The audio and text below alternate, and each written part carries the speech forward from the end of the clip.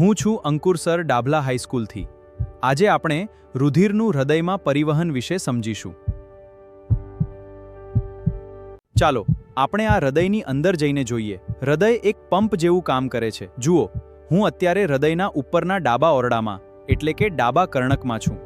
અહીં ફેફસામાંથી ઓક્સિજનવાળું શુદ્ધ લાલ રુધિર આવે છે। જ્યારે આ રુધિર આવે છે ત્યારે આ ડાબું કર્ણક ફૂલે છે અને રુધિર ભેગું કરે છે।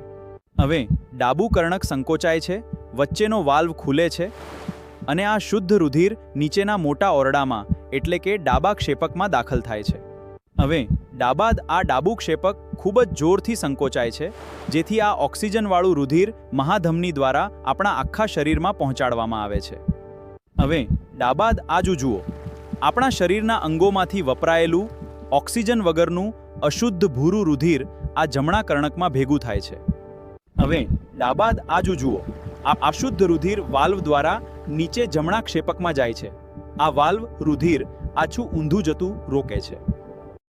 અંતે જમણું ક્ષેપક સંકોચાય છે અને અશુદ્ધ રુધિર ઓક્સિજન મેળવવા માટે ફરીથી ફેફસા તરફ ધકેલવામાં આવે છે।